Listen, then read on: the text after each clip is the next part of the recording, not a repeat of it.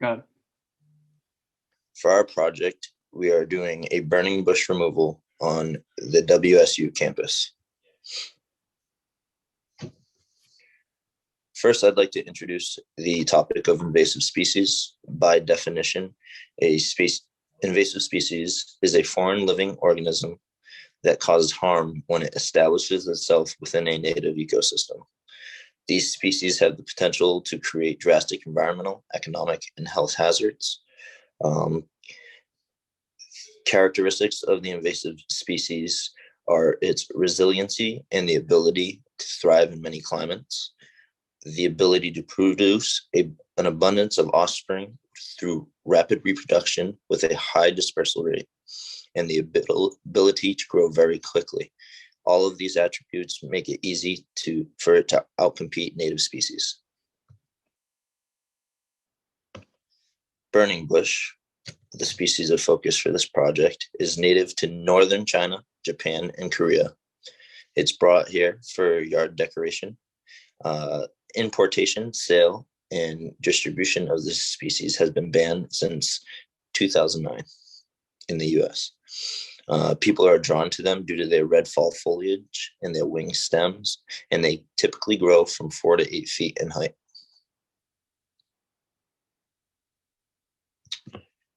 Our site.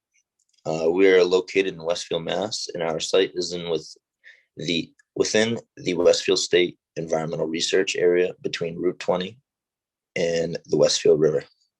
The site is a floodplain ecosystem where the understory has been severely dominated by burning bush. All right, so the focus for this project is to remove all invasive species from the Westfield State University's environmental research area in an effort to open understory, free canopies to prevent further encroachment of our native species. So we had two goals for this project. The first was to go and identify and completely remove any invasive species from the understory of the site. And then we wanted to create a multi-year restoration management plan for future students to carry out in order to analyze burning bush redevelopment and to ensure the complete eradication of invasive species in the area. There are a couple of ways we went about the removal process. The first method we used was to focus mainly on root removal because burning bush has shown to be an opportunistic grower. For this method, we pulled plants by hand or used a pole bearer when necessary. The second method we used was stem cutting. This method was only used in areas where root removal would not have been practical or in areas that were designated for cutting only. For this method, stems were cut about 6 inches from the ground. The third method we wanted to use was herbicide application during the fall. Herbicide would only be applied to the remaining cut stems in order to prevent interference with native species.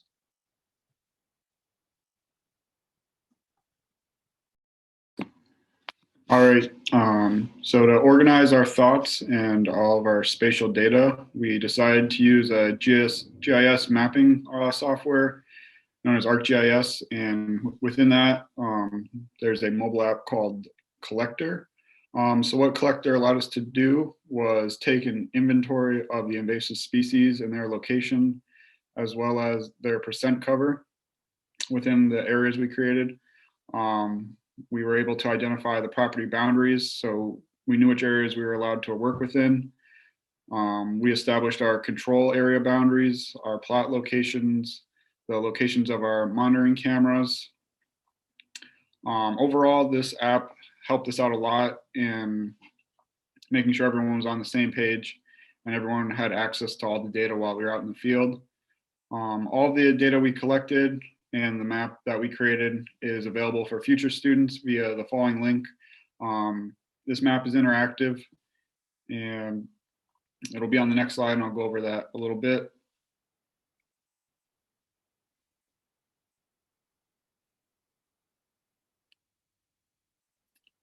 So this is the site map that we created within the collector app. On the right, you'll see our legend. So these small camera icons are the location of our 4 monitoring spots. So each of those spots will take several pictures and videos each time we go to the site to see how it changes over the course of the next few years. The green square shape is our control area, and then the multicolored dots throughout the site indicate the removal methods. The blue line going across the site is a flood channel, which is relatively void of vegetation. And then each of the shades of red indicate the percent cover of burning bush in each of the polygons.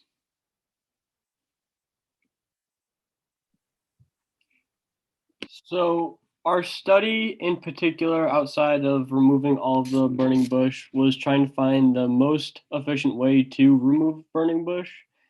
As for now, there's not a whole lot of studies on what is the best way to remove it. In terms of all we know, root removal is the most effective, but it also is the most strenuous removal method.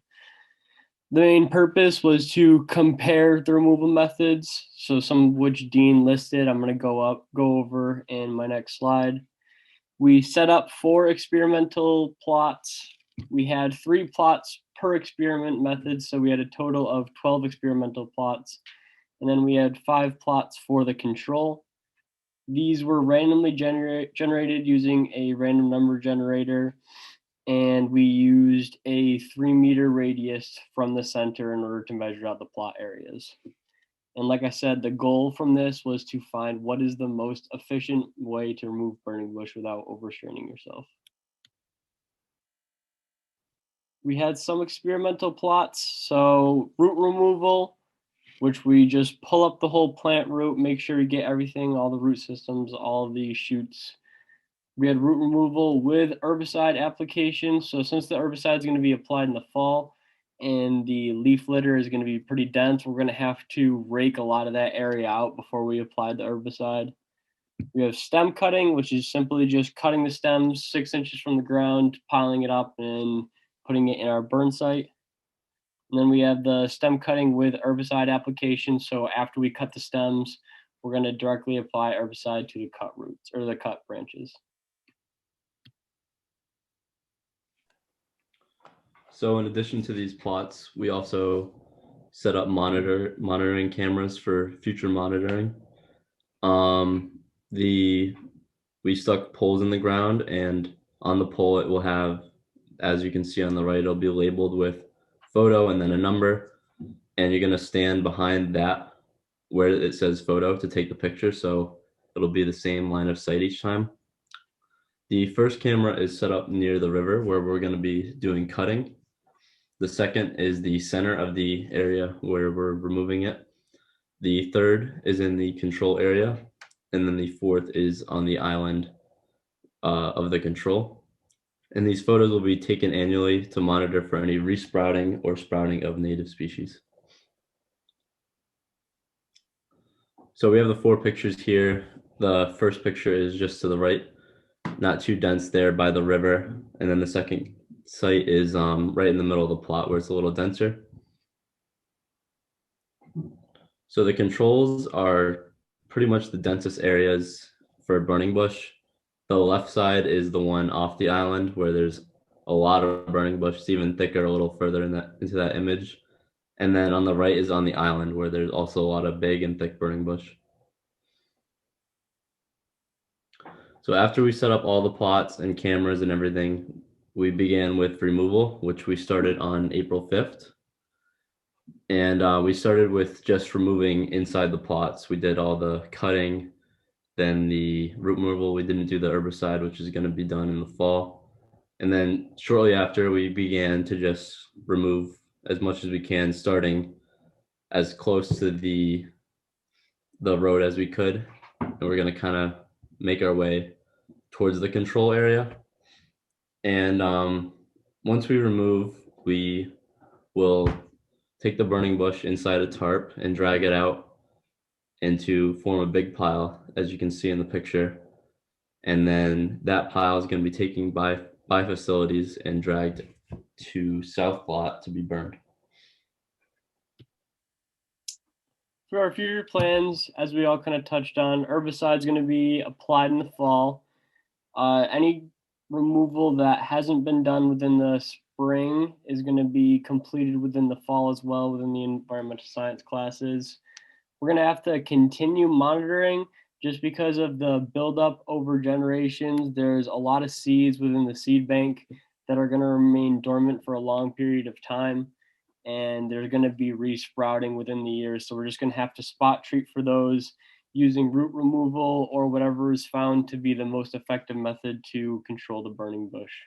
Thank you for listening to our capstone project, and we look forward to seeing the results in the future.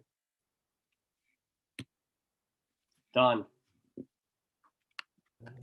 That was good.